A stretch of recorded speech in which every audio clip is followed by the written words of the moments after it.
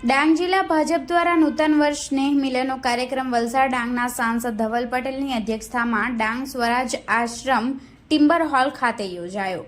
ભાજપ દ્વારા દર વર્ષે દિવાળી બાદ નૂતન વર્ષ સ્નેહ મિલનનો કાર્યક્રમ યોજવામાં આવે છે, ત્યારે ડાંગ જિલ્લા ભાજપ દ્વારા વલસાડ ડાંગના સાંસદ અને લોકસભાના દંડક ધવલ પટેલના અધ્યક્ષતામાં નૂતન વર્ષ સ્નેહ મિલનનું આયોજન કરવામાં આવ્યું હતું, જેમાં ડાંગ, વઘઈ, આહવા અને સુબીર તાલુકાના હોદ્દેદારો અને કાર્યકરો ઉપસ્થિત રહ્યા હતા।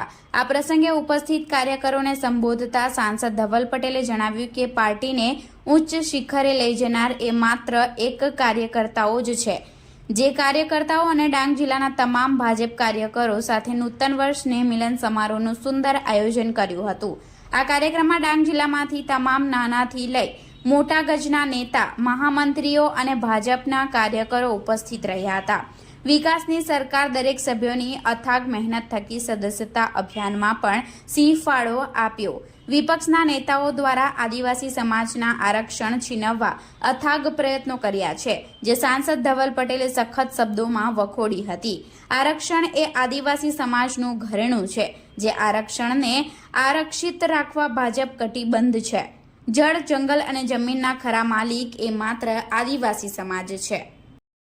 જે આજે વલસાડ ડાંગ લોકસભા અંતર્ગત આવતા અમારી સાથે 7 વિધાનસભા એવી રીતે પૂરા ગુજરાતમાં જે અમારું કાર્યકર્તાઓ માટે નવા વર્ષ અને દિવાળીનું સ્નેહ મિલનનો કાર્યક્રમ યોજવામાં આવે છે, એ રીતે વલસાડ ડાંગ લોકસભામાં 7 વિધાનસભામાંથી 6 વિધાનસભામાં અમારો સ્નેહ મિલનનો કાર્યક્રમ સંપન્ન થયો હતો અને આજે ડાંગ વિધાનસભાનો અમે ભવ્ય સ્નેહ મિલનનો કાર્યક્રમ અમારા ભારતીય જનતા પાર્ટીના પ્રમુખ ધારાસભ્યશ્રીએ યોજ્યો હતો।